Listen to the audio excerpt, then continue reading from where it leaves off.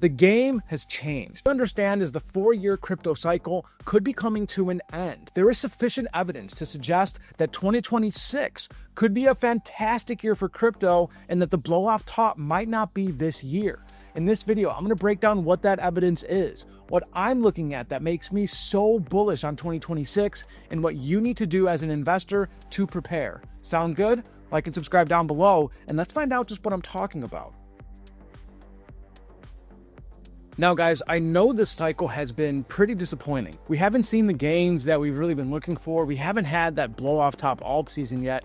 In fact, we haven't even seen ETH durably make a new all-time high. It seems like things are not going to plan. It's been a year and change since the Bitcoin halving, and usually by this time, we've seen massive returns. So have a look on your screen. We got the total crypto market cap, and the trend line here is the trend rate of growth right here, this red line. This is kind of our guide to alt season. This is kind of showing us when we break above it to new all-time highs. We're still just trending along this trend rate of growth. We haven't broken above it.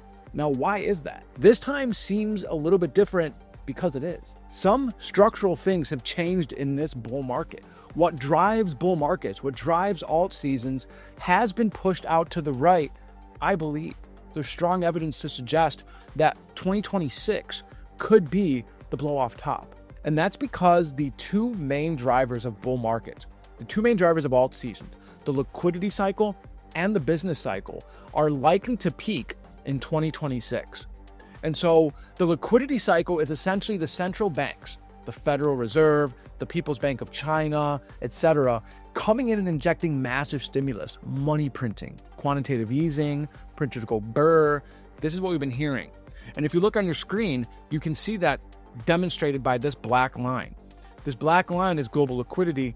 This red dot is kind of the pace. You can see that last cycle we came up. Some cycles we don't come up all the way. Some cycles we do.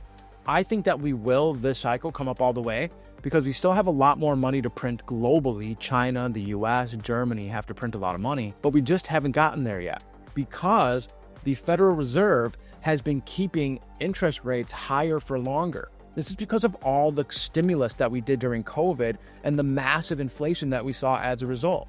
The Fed had to keep rates higher for longer, keeping liquidity suppressed. And so have a look here. You can see that liquidity hasn't been this high, sustainably this high. 2008, 2007, 2008. It's been over 15 years since we saw the Fed funds rate this high. And look at what happened last cycle. What happened to the Fed funds rate? It dropped to basically zero. This is the alt season right here. Boom. And then carrying on. 0% interest rate. We're probably not going to get back to 0% interest rate, but we know that the Fed is about to start a new rate cutting cycle. We actually did a video on that a couple days ago. Check that out if you want to know why the Fed is going to be cutting rates and how markets are going to react to that. Markets are going to react good, I'll tell you that much.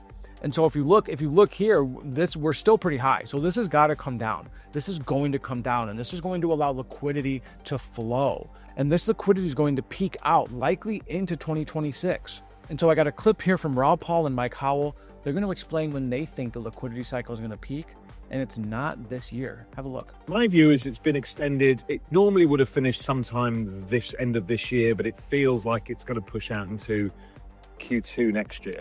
Yeah, I mean, that's almost exactly where, if I go back to looking at this cycle, that's where we would sort of suggest it's probably going to inflect sometime around about early 2026.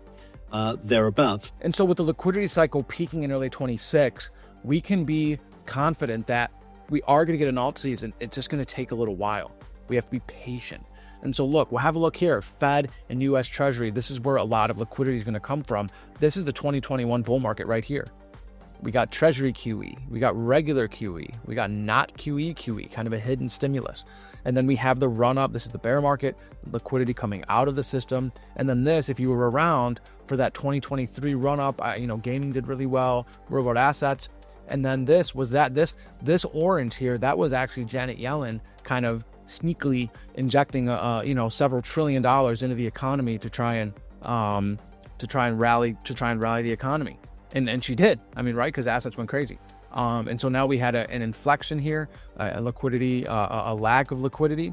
And now we're coming up into more liquidity. And what's also going to fuel this liquidity is China.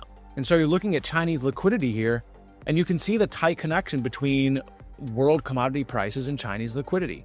China puts a lot of liquidity into the system. They're one of the largest economies in the world. And so what they do matters. What their central bank does matters for the world, for world asset prices. And they're projecting a lot more liquidity, and this is another reason why asset markets have been kind of muted, is because for a large remainder of this year, or for a large percentage of this year, China actually had to pull money out of the system because the dollar was so strong. The DXY was being kept strong on purpose to hurt the Chinese, essentially. Their currency was too weak against the dollar, and when someone's currency goes too weak against the reserve currency, it throws their entire economy out of whack. And so in order to strengthen their economy, China had to pull liquidity out of the system instead of adding it in. You want them to be adding in liquidity. They had to pull it out. But now that the dollar has come down, the DXY has come down, countries can start to stimulate. China can start to stimulate. You're seeing that. And you're seeing that here. You're seeing this liquidity injection right as the dollar fell. And so what's going to happen is they're going to come back up as the dollar continues to fall, and as China continues to try to stimulate their economy, because they're kind of in rough shape. They're going to push a lot of money into markets. They're going to push a lot of money into the global financial system. This is where the liquidity is going to come from. The liquidity cycle has not played out yet. Usually at this point in time, we're maybe a month or two away from the peak, a few months away from the peak. But in this case, I think we're closer to 2 or 3 quarters away from the peak. And so we have time.